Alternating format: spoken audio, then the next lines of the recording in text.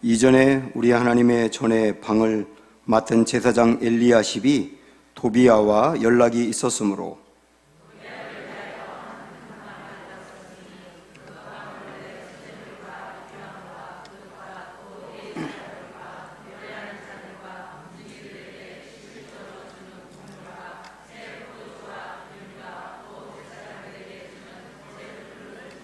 그때에는 내가 예루살렘에 있지 아니하였느니라. 바벨론 왕 아닥사스다 32년에 내가 왕에게 나아갔다가 며칠 후에 왕에게 말미를 청하고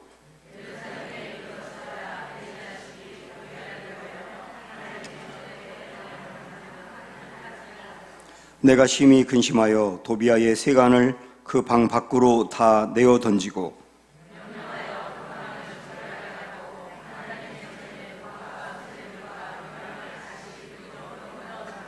내가 또 알아본즉 레위 사람들이 받을 몫을 주지 아니하였으므로 그 직무를 행하는 레위 사람들과 노래하는 자들이 각각 자기 밭으로 도망하였기로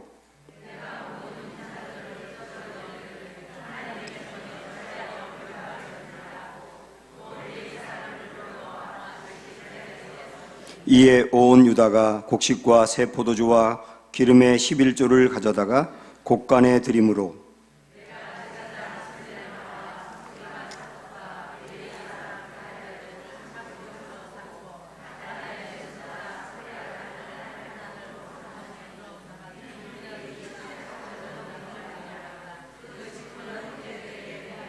같이 읽습니다. 내 하나님이여 이 일로 말미암아 나를 기억하옵소서.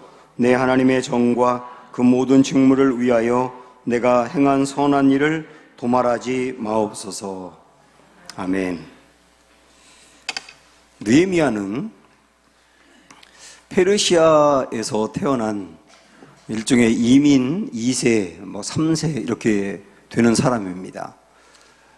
그가 원래 이제 페르시아에서 태어나서 살았기 때문에 페르시아의 문화가 상당히 익숙한 사람이거든요. 그리고 페르시아에서 상당히 출세해서 왕의 술을 맡은 비서로 그렇게 일하는 그런 사람이었습니다. 그런데 어느 날 그 친척을 통해서 자기의 그 영적인 고향인 예루살렘의 성벽이 무너졌다는 거, 그리고 그곳에 사는 사람들의 형편이 너무 열악하다는 그런 얘기를 듣고 마음 아파하면서 금식을 합니다. 참 놀랍지 않습니까? 지금 미국에 살고 있는 우리 한인 2세, 3세들이 한국에 어려움이 생겼다 그러면 마음 아파하며 금식할 사람이 얼마나 있겠어요. 근데 이 유대인들은 비록 그 사는 곳은 그곳이라 하더라도 그들의 그 민족의 뿌리가 이스라엘이라고 하는 것을 철저히 가르치고 하나님을 의지하며 민족을 사랑하도록 만들었던 그런 모습의 그 내용이라고 볼 수가 있어요. 그가 금식하고 난 다음에 한참 시간이 지나서 왕이 무슨 근심이 있는지 물어보고 그 일을 통해서 무너진 성벽을 재건하기 위해서 이스라엘로 오지 않습니까? 그리고 52일 만에 많은 방해가 있었지만 다 물리치고 결국은 성벽을 재건하게 됩니다. 여기까지가 느헤미야 1장부터 7장까지 이야기예요. 그런데 무너진 성벽은 재건이 되었지만 가만히 보니까 이스라엘 백성들의 심령이 무너져 있는 겁니다. 그래서 이건 안 되겠다 싶어가지고 에스라와 함께 심령 부흥회를 열었습니다. 일종의 말씀 사경회 같은 거죠. 그래서 에스라가 말씀을 전하고 가르칠 때 많은 사람들이 회개하면서 심령의 부흥이 일어나요. 심령의 부흥이. 그러면서 예배가 바로 세워지게 되고 그 다음에 절기를 바로 지키게 되고 말씀대로 살겠다는 결단을 하게 되고 그러면서 신앙 부흥이 이루어지게 된 겁니다. 그런데 그것으로 끝난 것이 아니고 신앙 부흥과 함께 그들의 삶에 이방 여자들과 함께 사는 문제라든지 부자들이 가난한 사람들을 못 살게 구는 문제라든지 이런 사회적인 문제가 있는데 그런 것까지도 개혁을 해는, 그래서 심령의 부흥과 그다음에 말씀 부흥과 예배 부흥과 그리고 삶의 부흥까지 이렇게 일어나는 이 놀라운 역사를 이루게 됩니다. 그게 12장까지 이야기예요. 그리고 오늘 우리가 보는 마지막 13장에서는 그 일까지 다 이룬 다음에 이제 느헤미야가 페르시아로 다시 갑니다. 여전히 거기서 자기의 자리가 있고 해야 될 일이 있기 때문에 갔다가 왕에게 다시 허락을 받고 또다시 이스라엘로 온 거예요. 갔다 온 겁니다. 그런데 느헤미야가 있다가 페르시아로 가 있는 그 기간 동안 다시 올 때까지 형편없이 또 무너져 있는 게 13장 이야기예요. 자, 어떤 일이 있었는가? 우리 한번 볼까요? 4절, 5절 보시면 이전에 우리 하나님의 전의 방을 맡은 제사장 엘리야십이 도비야와 연락이 있었으므로 도비야를 위하여 한 큰 방을 만들었으니 그 방은 원래 어떤 방이냐면 소재물과 유향과 그릇과 또 레위 사람들과 노래하는 자들과 문지기들에게 11조로 주는 곡물과 새 포도주와 기름과 또 제사장들에게 주는 거제물을 두는 곳이더라. 자, 여기에 이 도비야라고 하는 사람이 나와 있는데요. 이 도비야는 우리가 앞에서 봤었습니다마는 4장 3절에 보면 암몬 사람이라 그랬어요. 암몬 사람. 이스라엘 사람이 아니고 암몬 사람이라고요. 그리고 이 암몬 사람은 오늘 1절에도 나옵니다마는 원래 암몬의 그 조상이 누군가요? 암몬과 모압이 어떻게 생기게 됐죠? 롯. 소돔 땅이 멸망할 때 롯이 그걸 탈출해 나왔는데 아내는 죽고 두 딸과 함께 나왔지 않습니까? 그 두 딸이 아버지 사이에서 자기 민족들을 이어가려고 아이를 낳게 되는데 그때 생긴 게 모압과 암몬이거든요. 이 암몬은 아주 태동부터 아주 불의한 방법으로 생기게 됐는데 그 이후에 이스라엘 백성들을 굉장히 괴롭히고 그래서 하나님께서 앞으로 암몬과 모압은 이스라엘의 총회에 들어오지 못한다. 그러면서 그들에 대해서 아주 이스라엘과 교류 자체를 하지 않도록 엄히 이렇게 경고했어요. 그런데 그 암몬 사람인 도비야가 이 본문에 나옵니다. 그런데요, 이 도비야는 우리가 앞에서도 보았습니다마는 느헤미야가 성벽을 재건하려고 할 때, 무너진 성벽을 재건하려고 할 때 아주 조직적으로 심리전을 써가기도 하면서 위협하기도 하면서 방해하고 공격했던 사람이거든요. 산발랏이라는 사람하고 둘이 굉장히 방해를 많이 했던 사람이에요. 그런데 느헤미야가 페르시아에 갔다 온 사이에 보니까 아니 성전에 큰 방 하나가 있는데 이 큰 방에 도비야가 살고 있는 거예요. 근데 이 방은 원래 어떤 방이었느냐면 성도들이 드린 그 헌물 같은 거 있지 않습니까? 헌금, 헌물 그런 것을 쌓아두는 곳이에요. 그 성전에 매우 중요한 기구와 그 물품들을 쌓아두는 굉장히 중요한 방인데 그걸 어떻게 내보냈는지 한쪽으로 구석으로 치웠는지 거기에서 도비야가 살고 있더라고요. 그래서 느헤미야가 깜짝 놀라게 된 겁니다. 이게 말이 되느냐는 거죠. 자, 이런 일들이 지금 이 느헤미야가 없는 사이에 일어나게 됐는데 이런 문제 때문에 이 도비야를 그 방 안에 들여놓은 이 성전 안에 들어온 거거든요. 그 사람이. 그 문제로 인해서 파생된 것들이 어떤 것들이 있냐면 우리 파생된 것을 보려면 이걸 먼저 보셔야 되는데 자, 우리 한번 10장으로 한번 가보시겠어요? 좀 앞으로 가서 10장에서 느헤미야는 성도들의 신앙 개혁을 하고 삶의 개혁을 하면서 세 가지 결심을 받아냅니다. 그리고 이 세 가지 결심하고 사람들이 그렇게 지키겠다고 다 사인까지 했거든요. 그 세 가지가 뭐냐면 우선 30절 보세요. 우리의 딸들을 이 땅 백성에게 주지 아니하고 우리의 아들들을 위하여 그들의 딸들을 데려오지 아니하며. 그러니까 이방 여자들과 결혼하지 않겠다는 거예요. 그걸 단단히 결심하고 사인을 했습니다.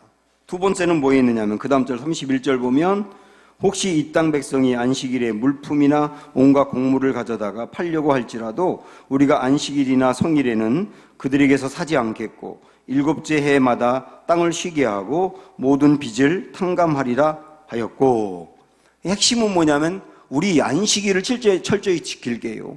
안식일에 물건을 사지도 않고 팔지도 않고 그러면서 철저히 예배를 드리면서 안식일 지킬게요. 이렇게 사인을 한 겁니다. 세 번째는 뭐냐면 맨 끝에 39절 보면 맨 끝에 이렇게 나와 있어요. 그리하여 우리가 우리 하나님의 전을 버려두지 아니하리라.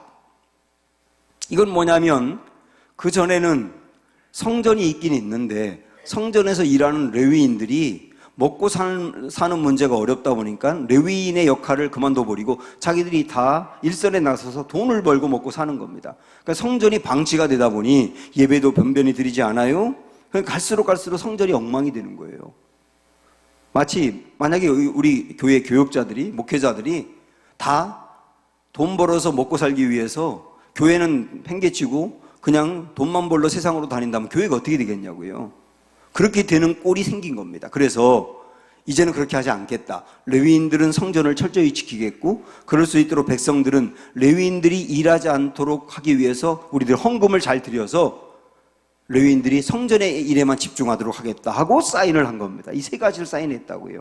이방 여자 결혼하지 않겠다, 안식일 철저히 지키겠다, 성전 버려두지 않겠다. 그런데 분명히 이들이 그렇게 사인을 하고 느헤미야는 그 사인을 받아내고 이젠 됐다 그러고 페르시아에 갔는데 이 사인의 잉크가 마르기도 전에 이들이 다 무너져 버린 거예요. 사인했던 것들이 다 무너져 버린 거라고요. 근데 이거를 제가 가만히 묵상하다 보니까 성전에 도비아라고 하는 사람을 들여서 성전의 기구들을 다 밖으로 빼고 도비아라고 하는 사람이 거기에 살게 한 이 말도 안 되는 일이 벌어지니까, 이런 말도 안 되는 일이 벌어진 것으로 끝난 게 아니라 안식일 지키는 건 무너져요, 이방 여인들하고 또 살아요, 그 다음에 성전을 엉망으로 만들어요. 이런 일들이 연쇄적으로 무너지더라는 거예요. 그래서 생각을 해보니까 우리도 말입니다. 우리도 그래서는 안 되는 일, 하나님이 절대 기뻐하는 일이 아니고 하지 말라고 하는 일인데 그런 일을 용납하게 되잖아요. 하나를 용납하게 되면 그 하나로 끝나는 게 아닙니다. 그걸 용납하게 되면 이것도 무너지고 이것도 무너지고 이것도 무너지는 거예요. 줄줄이 다 무너지는 거예요. 예전에는 아주 철저히 신앙생활을 했던 사람이, 예를 들어서 예배 드리는 것을 철저히 지켰던 사람이 그게 무너지면 그거 하나로 무너지는 게 아니고 많은 부분들이 연쇄적으로 무너진다니까요. 이 신앙이라고 하는 게 그런 겁니다. 지금 이들에게 이런 일이 생기게 된 거예요. 자, 좀 더 구체적으로 볼까요? 이들이 아까 사인했던 세 가지가 어떻게 무너졌는가? 10절, 오늘 말씀 10절입니다. 13장 보시면 내가 또 알아본즉 레위 사람들이 받을 몫을 주지 아니하였으므로 그 직무를 행하는 레위 사람들과 노래하는 자들이 각각 자기 밭으로 도망하였기로. 이게 무슨 말입니까? 분명히 이들이 성전을 버려두지 않겠다, 레위인들이 성전에서만 일할 수 있도록 우리가 헌금을 바로 드려서 레위인들이 다른 일 하지 않도록 하겠다라고 사인을 했는데, 레위인들이 지금 어떻게 했다고요? 성전을 버려두고 먹고 사는 문제 해결하려고 도망갔대요. 그 말은 뭐냐면 성도들이 예배도 바로 드리지도 아니하며 성전에 필요한 헌금도 드리지 않고 이런 일이 생겼다는 거예요. 그러니까 그 사이에 도비아라고 하는 사람이 슬그머니 들어오게 된 거죠. 또 15절에 보면 그때에 내가 본즉 유다에서 어떤 사람이 안식일에 술틀을 밟고 곡식단을 나귀에 실어 운반하며 포도주와 포도와 무화과와 여러 가지 짐을 지고 안식일에 예루살렘에 들어와서 음식물을 팔기로 그날에 내가 경계하였고, 이렇게 나오잖아요. 그들이 사인했던 것 중에 하나가 뭡니까? 우리 안식일 철저히 지킬게요, 안식일에 일하지 않고 예배에만 집중할게요, 그랬는데 무슨 일이 벌어졌느냐면 안식일에 사람들이 성문 안으로 잔뜩 이것저것 갖고 와서 팔고 사람들이 사는 일이 벌어지더라는 거예요. 다시 말하면 안식일이 무너졌다는 거예요. 사실 이 안식일은요, 하나님은 우리에게 쉴 수 있도록 기회를 준 것인데 쉬는 데 초점이 있는 게 아니라 쉬면서 예배 드리는 거거든요. 쉬어야지 예배를 드리니까 예배 드리는 게 초점이에요. 그래서 내가 안식일에 쉬고 예배 드린다라고 하는 것은 무엇을 의미하느냐면 하루를 일하지 않고 그날은 그냥 완전히 하나님께 맡기고 예배에만 집중하는 겁니다. 그 말은 하루를 일하지 않고 쉬더라도 하나님이 이날 먹고 사는 문제를 책임져 준다. 결국은 내가 먹고 사는 것을 스스로 책임지는 게 아니라 하나님이 먹고 사는 것을 책임져 준다고 하는 것을 내 삶으로 고백하는 게 뭐냐면 안식일을 지키는 거예요. 그러니까 여러분께서도 여러분께서도 주일날 예배를 바로 드리고 그러는 것은 단지 예배만 드리는 게 아니라, 예, 주님, 제가 많은 게 필요하지만 그러나 안식일 이 주일날 하나님께 온전히 예배 드려도 하나님이 우리 가정 먹고 사는 것 책임져 주세요 라고 하는 것을 몸으로 보여주는 거라고요. 그게 삶의 고백이라고요. 물론 그 반대로 안식일을 지키지 않는 것은 내 인생의 문제는 내가 책임진다고 하는 거기 때문에 이건 하나님을 진짜 주인으로 의지하는 게 아니란 말입니다. 이런 게 안식일에 관련된 중요한 내용들이거든요. 그리고 하나님은 그 안식일에 예배를 똑바로 드리게 하는 것이 뭐냐면 이런 겁니다. 일종의, 너 살아가면서 필요한 게 많지. 돈도 필요하고 교제도 필요하고 많은 게 필요하지. 그러나 안식일날 예배를 똑바로 드려. 그 말은 뭐냐면 너 안식일 이날만이라도 7일 중에 이 하루만이라도 나만 봐. 그러시는 거예요. 나만 봐. 다른 거 보지 말고 그날만이라도 나만 봐. 그게 안식일의 의미거든요. 그 말은 다르게 말한다면 나는 주님만을 사랑해요. 주님만이 내 인생의 주인이에요. 라고 하는 것을 고백하는 게 안식일을 지키는 거라고요. 우리 여기도 뭐 부부들이 많이 계시지만 만약에 말도 안 되는 얘기지만 여러분의 아내가 그런다고 생각해 보세요. 난 자기 사랑해. 자기를 99% 사랑해. 그리고 저 옆집 아저씨, 잘생긴 아저씨는 1%밖에 사랑 안 해. 그래도 당신을 99% 사랑을 하잖아. 얼마나 놀라운 일이야. 이러면 그 부부가 살 수 있겠어요? 부부라고 한다면 99% 사랑을 원하는 게 아니에요. 100%지. 그 잘생긴 그놈은 0%고 그게 맞는 거지 않습니까? 하나님도 안식일에 내가 똑바로 예배를 드리는 것을 어떻게 이해하느냐면 나만 본다. 나만 온전히 사랑하는구나. 그렇게 받아들인단 말이에요. 예, 저 주님 사랑하는 거 맞아요. 근데 주님도 사랑하지만 주님을 제일 사랑해요. 다른 사랑하는 것도 좀 있긴 있는데 주님을 제일 사랑해요. 이걸 원치 않는다는 거예요. 그렇게 내가 주님만 사랑하고 주님께 내 인생을 온전히 드린다는 것을 보여주는 게 뭐냐면 안식일을 지키는 거라고요. 우리에겐 지금 주일을 지키는 거라고요. 근데 그것이 다 무너졌다고 하는 것은 뭐냐면 예배가 무너진 것도 되지만 내 인생에 먹고 사는 문제는 내가 책임진다고 하는 잘못된 고백이 나오는 것이고, 내게 중요한 분은 하나님인 거 맞지만 그러나 하나님만은 아니에요 라고 하는 것들을 이야기하는 거라서 안식일이 무너진 게 많은 게 무너진 거예요. 그런 일들이 발생한 겁니다. 또 하나 23절을 보시면 그때에 내가 또 본즉 유다 사람이 아스돗과 암몬과 모압 여인을 맞아 아내로 삼았는데, 이거 사인했었잖아요. 다시는 이방 여인과 결혼하지 않겠다고 사인을 했는데 또 보니까 이 아스돗은 블레셋이죠. 그 다음에 뭐 암몬, 모압 이 여인들과 또 결혼해서 사는 사람들이 속출하고 있더란 말입니다. 이 세 가지 결심하고 사인했던 것들이 다 무너져 있는 거예요, 지금. 이것을 보면서 이 일이 생긴 이유가 많이 있지만 그 중에 하나가 뭐냐면 이겁니다. 느헤미야가 없었기 때문이에요. 느헤미야가 없는 틈을 타고 이런 일이 발생한 거거든요. 느헤미야가 있으면 이렇게 못합니다. 근데 느헤미야가 없다 보니 이것저것 다 무너졌다는 거예요. 그래서 우리 신앙생활에 있어서 반드시 지켜야 될 것을 지켜나가고 우리 신앙생활을 바로 해나가는 것 중에 중요한 것은 우리 인생에 느헤미야가 있는 거구나 하는 것을 알게 되는 겁니다. 느헤미야가 있다는 게 뭡니까? 나를 통제할 사람이 있다는 거예요. 통제할 사람, 통제할 공동체, 그리고 통제할 어떤 제도. 그래서 성도들이 어딘가에 속해 있어야 되고, 목장이라든지 선교회라든지 어떤 팀이라든지 이런 데 속해 있어야 하고, 거기 참여하고 싶지 않지만 그래도 속해 있어야 하고, 속해 있으면 별로 원치 않는데 거기서 나오라고 하고 또 이 일을 하자고 하고, 그러면 또 참여하다가 그러면서 또 그렇게 마음이 원하는 건 아니지만 근데 참여하면서 내 신앙이 유지가 되는 거예요. 그리고 나에게 어떤 때는 잔소리도 해주고 따끔하게 혼도 내주며 또 어떤 때는 정말 나를 위해서 기도해 줄 수 있는 그 사람이 있다는 거. 그게 어릴 적에는 부모지 않습니까? 그러나 나이 먹으면 부모가 그렇게 뭐 할 수도 없지 않습니까? 돌아가시니까요. 그러니까 다른 사람이 나를 통제해주고 나를 위해서 기도해주고 그럴 만한 사람이 내게 있다는 게 정말 중요하더라고요. 이 사람들이 누구냐면 느헤미야거든요.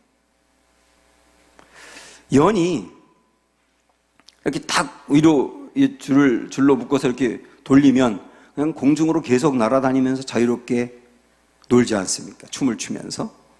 그래서 그걸 보면 이 줄을 뚝 끊으면 더 멀리 자유롭게 날아갈 텐데 그런 생각이 들지 않습니까? 그러나 그 연을 묶고 있는 줄이 있기 때문에 통제가 되긴 하지만 항상 제자리로 돌아올 수 있는 거예요. 우리 신앙에, 우리의 생활에 뭔가 통제하는 게 있다는 게 우리를 자유롭게 내 마음대로 살려고 하다가도 제자리로 오게 만드는 거다. 야, 느헤미야가 자리에 없다 보니 무너졌구나. 우리 인생의 느헤미야가 이렇게 중요한 거구나. 그래서 여러분들이 공동체에도 들어가셔야 되는 겁니다. 그 다음에 다른 사람에게 기도도 자꾸 부탁을 해야 하고 내가 또 그들을 위해서 기도를 해줘야 되고 스스로를 그렇게 묶어두어야 된다고요. 이렇게 묶어두는 것이 느헤미야를 간직하는 거다. 이게 무너지지 않도록 나를 보호하는 거다라고 하는 것을 매우 중요하게 말씀하고 있는 겁니다. 자, 이스라엘 백성들이 사인을 했는데 다 무너졌다고 했지 않습니까? 도비야를 방으로 들이는 것부터 시작해서 느헤미야가 페르시아에 다녀와서 이렇게 무너져 있는 것들을 봅니다. 그리고 이것을 제자리로 돌려놓는데요.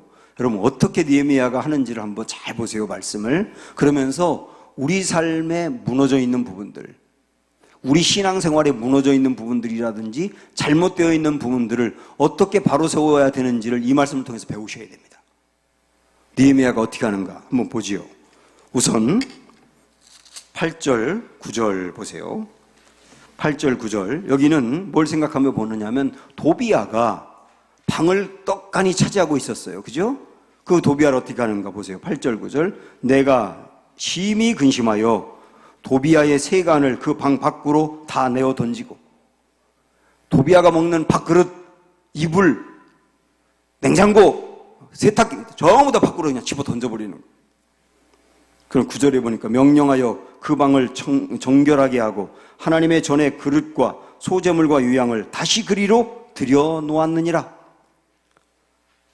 도비야와 관련되어 있는 것은 다 내다 버리고 원래 있어야 될 것들을 그 방으로 딱 들어오게 하는.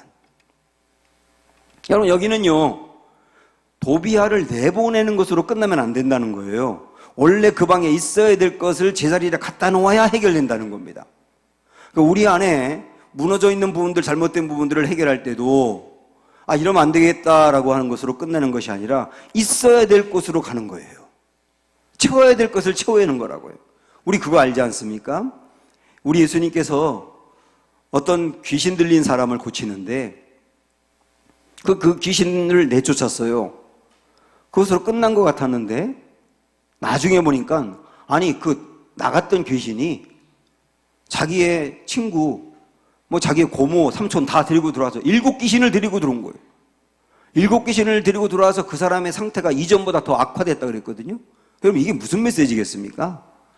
내 안을 비우는 것으로는 안 되고 비운 것을 채워야 된다는 거예요. 귀신을 내쫓았다면 말씀으로 채워야 되고 성령으로 채워야 되는데 내쫓은 것으로 끝나고 나니까 비어있는 것을 더 지배하더라는 거예요. 우리 신앙도 잘못된 것을 내보내는 것으로 끝내는 것이 아니라 채우셔야 된다는 거예요. 채우셔야 된다는 거. 그래야 흔들리지 않는다는 거. 그걸 알려주는 대목 아닙니까? 그렇게 회복이 되는 겁니다. 자, 그 다음에 도비야 문제는 해결했어요. 그 다음에 두 번째로 아까 성전을 버려두고 레위인들이 일하러 다니고 그렇게 된 문제가 있었지 않습니까? 이걸 어떻게 해결하는가? 11절 보세요. 내가 모든 민장들을 꾸짖어 이르기를 하나님의 전이 어찌하여 버림바 되었느냐 하고 곧 레위 사람을 불러 모아 다시 제자리에 세웠더니 이에 온 유다가 곡식과 새 포도주와 기름에 11조를 가져다가 곡간에 드림으로 이렇게 나옵니다. 그러니까 이 레위인들이 성전을 지키지 않고 일하러 나갔지 않습니까? 먹을 게 없으니까요. 그 문제를 어떻게 해결했냐면 나간 레위인들을 다시 성전에 돌아와서 일하도록 자리에 세웁니다. 그러면 이거 잘 들어보세요, 여러분. 그러면 레위인들에게 여러분 여러분이 있어야 될 자리는 성전이지 거기가 아닙니다. 여러분 원래부터 그런 사람들로 부름을 받았지 않습니까? 그러니까 성전으로 돌아오세요. 먹고 사는 문제가 힘들고 어려워도 그래도 그걸 하나님이 채워주시겠죠. 이 자리로 돌아오세요. 그러면 레위인들이 느헤미야의 말을 듣고 깨닫기도 하고 도전을 받아서 아유 맞아. 힘들고 어려워도 성전으로 들어가야지 하고 들어올 겁니다. 그런데 성전에 딱 들어왔어요. 들어왔는데 여전히 먹고 사는 문제가 해결이 안 된다고 생각을 해보세요. 그러면 사람이 도전을 받고 마음에 뜨거워질 때 행동으로 옮길 수 있는데 근본적인 문제가 해결이 안 되면 또 나가버리는 거예요. 그래서 문제를 해결하고 회복을 할 때는 순간적으로 그냥 열심히 한번 해보라고 교회 열심히 한번 해보라 이런 식으로 해서는 금방은 될 수 있을지 몰라도 그 사람이 자꾸 밖으로 나가는 근본적인 문제에 대한 조치를 취해야 되는 거예요. 여러분께서도 자꾸 내가 신앙생활 하다가 넘어져 버리고 그러는 문제가 있지 않습니까? 자꾸 넘어져 버리는 문제를 다시 기도하고 다시 넘어지면 안 돼. 그리고 열심히 기도하고 다시 회복이 되고 그런 것으로 끝내는 게 아니고 자꾸 넘어지는 근본적인 이유가 무엇인지를 생각을 해보고 조치를 취해야 된다는 거예요. 조치를 취해야 돼요. 자꾸 내가 여전히 가만히 생각을 해보니까 그 사람을 만나기만 하면 넘어지네.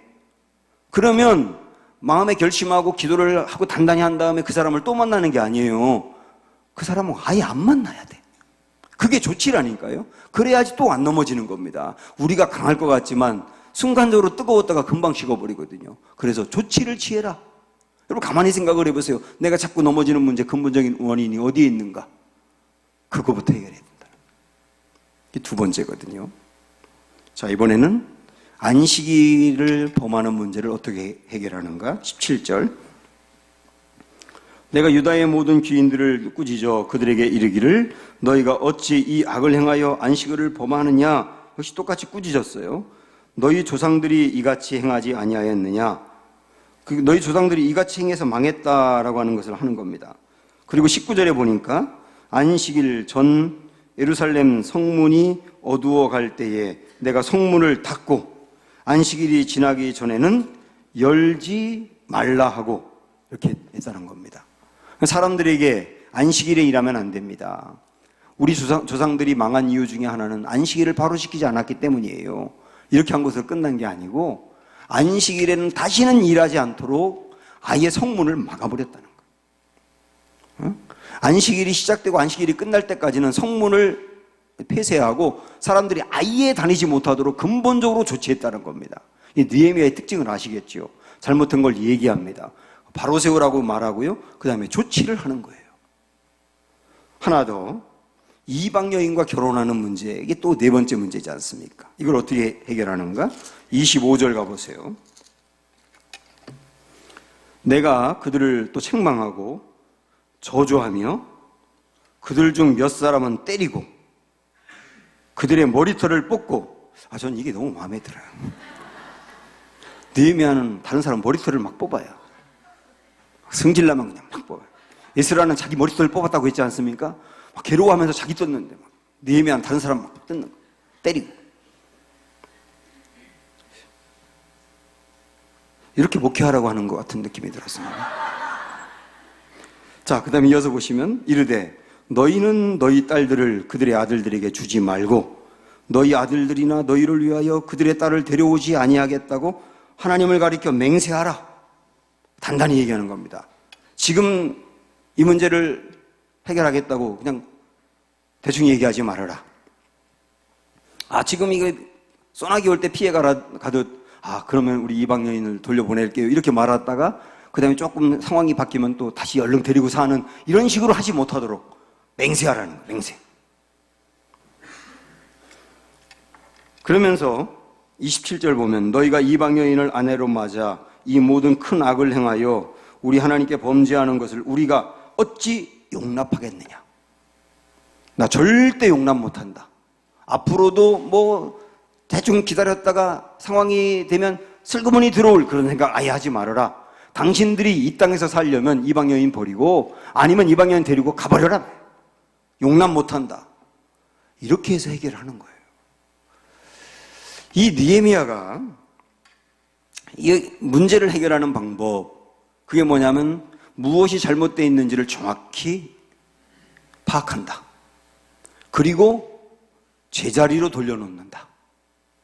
제자리로 돌려놓는다. 그리고 근본적으로 다시 넘어지지 아니하도록 조치까지 취한다. 이게 느헤미야가 문제를 해결하는 방법이더라고요. 그래서 우리가 내 스스로, 다시 말씀드리지만 자꾸 넘어지는 부분에 대해서 그냥 한번 회개하고 마음 뜨거워져서 그러지 말아야지 이렇게 넘어가는 건 아니라는 거. 자꾸 넘어지는 근본적인 이유까지 파악해서 조치해서 다시 넘어지지 않도록 하는 거. 물론 그런다고 100% 해결되는 건 아니겠지만 상당수는 해결이 되는 거거든요. 그런 방법으로 해 나가셔서 여러분의 무너진 마음의 성벽 바르게 재건하고 넘어지는 문제 또 넘어지지 않고 견고히 설 수 있도록 슬기롭게 일어서는 그런 은혜가 되기를 주님의 이름으로 축원합니다. 다시 오실 때까지 함께 찬양합니다.